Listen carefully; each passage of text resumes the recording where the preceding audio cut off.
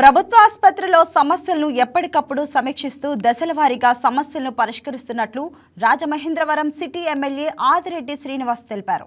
ఒక పక్క ప్రభుత్వ నిధులు, మరోపక్క సిఎస్ఆర్ నిధులను సమీకరించుకుంటూ అభివృద్ధి చేస్తున్నట్లు ఆయన తెలిపారు. రాజమండ్రి జిల్లా ప్రభుత్వ ఆసుపత్రిని ఎమ్మెల్యే సందర్శించి అక్కడి పరిస్థితులను సమీక్షించారు.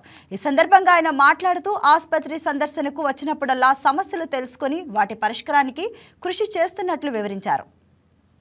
గవర్నమెంట్ హాస్పిటల్కి తరచూ రావడం అన్నది శాసనసభ్యుడిగా నాతో పాటు కూటమి నాయకులందరూ కూడా మాకు ఒక అలవాటు కింద తయారైంది.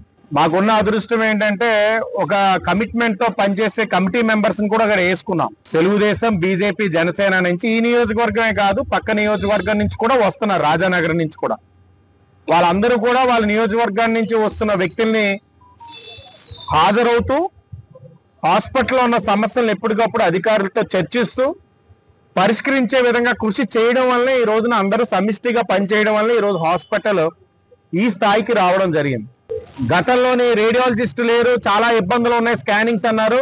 కష్టపడి ఆ రేడియాలజిస్ట్ని తీసుకురావడం, సిటీ స్కాన్స్ ఇలా కొన్ని చేయడం జరుగుతూ ఉంది. ఎంఆర్ఐ స్కాన్ పరంగా కొన్ని ఇంకా సమస్యలు ఉన్నాయి, వాటిని కూడా అతి దగ్గర పరిష్కరించిపోతా ఉన్నాం. దాంతోపాటు నేను గతంలోనే ఐఎంఏ వారి యొక్క సహకారం తీసుకున్నాం. సూపర్ స్పెషాలిటీ సర్వీసెస్ కి వారి యొక్క సహకారం అందుకుంటా ఉన్నాం.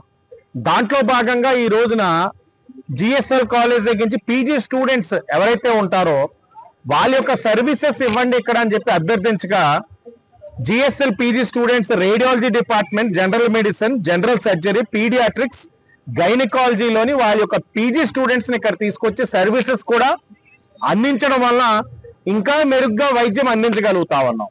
ఇంకా కొన్ని సమీక్షించుకున్నాం, అన్ని ఒక్కొక్కటిగా సరి చేసుకుంటూ వెళ్తా ఉన్నాం. న్యూరాలజీ డాక్టర్ గారు కూడా ఒక 2 months నుంచి సెలవు పెట్టడం వల్ల కష్టపడి సిఎస్ఆర్ నిధులు ఏదైతే ఒక 70 lakhs తెచ్చున్నామో అది ఆపరేషనల్ గా లేదు. న్యూరాలజీ మేడం కూడా ఒక వారం రోజుల్లో డ్యూటీలో చేరుతారని ఆశిస్తా ఉన్నాం. ఏదేమైనా ఈ కూటమి ప్రభుత్వం విద్యా వైద్యానికి అధిక ప్రాధాన్యత ఇస్తా ఉంది.